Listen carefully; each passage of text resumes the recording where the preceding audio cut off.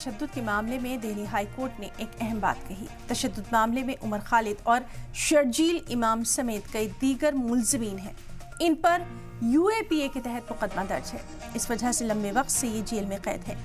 उमर खालिद और शर्जील इमाम की जमानत की कोशिशें भी लगातार हो रही हैं। अब उनको थोड़ी राहत मिली है। दिल्ली हाई कोर्ट ने मामले की सुनवाई के दौरान तबसरा करते हुए कहा कि वो जमानत अर्जियों पर सुनवाई हमेशा नहीं करता रहेगा।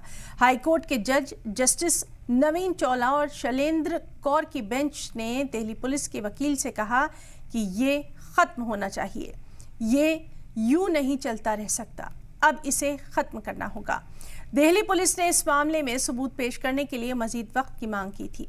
हाई कोर्ट ने कहा मुलजिमीन का दावा है कि उनके खिलाफ कुछ भी नहीं है और पुलिस को ये दिखाना होगा कि हर मुलजिम की दंगे के पीछे साजिश में क्या खास रोल रहा है। और चलिए सीधे रुख करना चाहेंगे इस बेहद अहम मौजू पर बात करने के लिए हमारे साथ दो बहुत ही खास मेहमान हैं। रुद्र विक्रम सिंह हैं, एडवोकेट हैं सुप्रीम कोर्ट के। रुद्र जी, आपका बहुत इस्तकबाल करना चाहेंगे। बेहद ख़ास हमारा ये प्रोग्राम है, बेहद ख़ास ये मामला है, इसलिए आपको हमने यहाँ पर अपने पैनल में रखा है। और मुजम्मिल इमाम, शर्जील इमाम के भाई मुजम्मिल इमाम भी हमारे साथ मौजूद हैं। मुजम्मिल, आपका भी यहाँ बहुत इस्तकबाल करना चाहेंगे और बेहद शुक्रिया अदा करना चाहेंगे कि पक्ष रखने के लिए, अपनी बात रखने के लिए यहाँ पर आपने सलाम टीवी को अपना वक्त दिया है।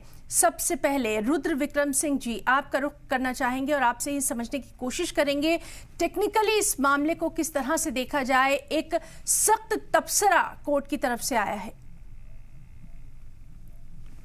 देखिए, इस मामले को आपने बहुत सही शब्द इस्तेमाल किया कि टेक्निकली कैसे देखा जाए, और टेक्निकली ही देखा जाना चाहिए जो आज का हाई कोर्ट का ऑब्जर्वेशन है। और इसको मेरिट के आधार पर अभी नहीं देखा जाना चाहिए, क्योंकि जो प्रोसिक्यूशन की दलील थी कि हमें और टाइम दिया जाए, क्योंकि कोर्ट ने बोला था कि आप जितने भी अक्यूज जिनकी बेल लगी थी उनके खिलाफ क्या एलिगेशंस हैं और क्या प्राइमा फेसाई एविडेंस है, क्योंकि बेल के मामले में हमेशा प्राइमा फेसाई एविडेंसेस देखा जाता है। इसमें बहुत केस की तफ्तीश नहीं करी जाती है, केस के चीजों को नहीं देखा जाता है। प्राइमा फेसाई एविडेंसेस अगर प्रोसिक्यूशन दिखाने में सक्षम होता है, अगर कोर्ट को ये सेटिस्फाई करता है कि नहीं प्राइमा फेसाई इनके खिलाफ केस बनते हैं, इनके खिलाफ एविडेंसेस हैं, तो ही उनको उनकी बेल रिजेक्ट होती है। अदरवाइज बेल, जैसा कि हम जानते भी हैं कि bail is right, so jail is exception. So उस फिनोमिनन के आधार पर इनको बेल हाई कोर्ट अगर लगेगा, अगली डेट हालांकि इनको दे दी गई है कि तो अगर वो इस बात को प्रूफ कर पाती है प्रोसिक्यूशन, जो उन्होंने कहा कि हम इनके नोट्स फाइल करेंगे, और प्रोसिक्यूशन इस बात को ये कह रहा है कि ये कोई नॉर्मल केस नहीं है जिसमें कि इस तरीके की चीजें हैं कि हम कोई इसको, क्योंकि बहुत सारे लोग इसमें मारे गए इन दंगों में, और ये दोनों लोग इनका ब्रेन चाइल्ड था, इन्हीं लोगों की साजिश थी जो इनके खिलाफ एलिगेशन है कि इन्हीं लोगों ने इस पूरे दंगे को अंजाम दिया। इन्हीं की जो स्पीचेस थे, जो प्रोसिक्यूशन के वकील ने इनके कुछ जो चिकन का गर्दन काट दिया जाए, इस तरीके की जो इनके स्पीचेस थे, उन स्पीचेस का हवाला में दिया कि ये इन स्पीचेस की वजह से ये दंगे भड़के। सो इनको एक नॉर्मल केस की तरह नहीं देखा जाना चाहिए, और एक्यूज्ड जो है वो भी इन एक्यूज्ड को इनके जो अपराध हैं उनको भी बहुत संगीनता से देखा जाना चाहिए। तो इसके लिए प्रोसिक्यूशन टाइम आ रहा है, लेकिन जो हाईकोर्ट की टिप्पणी थी कि आप किसी भी एक्यूज्ड को इस तरीके से आप नहीं टाइम ले सकते, क्योंकि अगर एक्यूज्ड बेल चाह रहा है तो आप बार बार इस बात की टाइम नहीं ले सकते। बिल्कुल बिल्कुल, हम आपसे बातचीत जारी रखेंगे। हमारे साथ मुजम्मिल इमाम भी मौजूद हैं।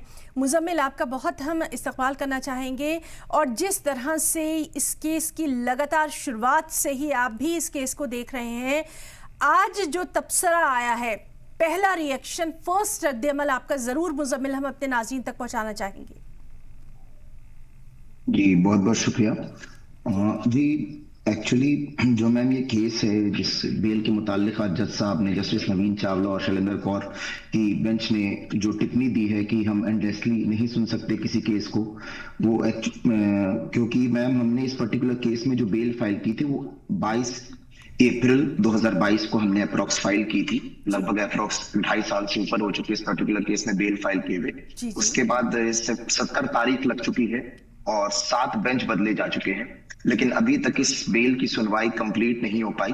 कभी कितने बार दूसरे जो हमारे को एक्यूज है उनके ऑर्डर रिजर्व किए गए और उसके बाद उसके पर्टिकुलर केस को रिलीज कर दिया गया क्योंकि जजेस के ट्रांसफर हो गए।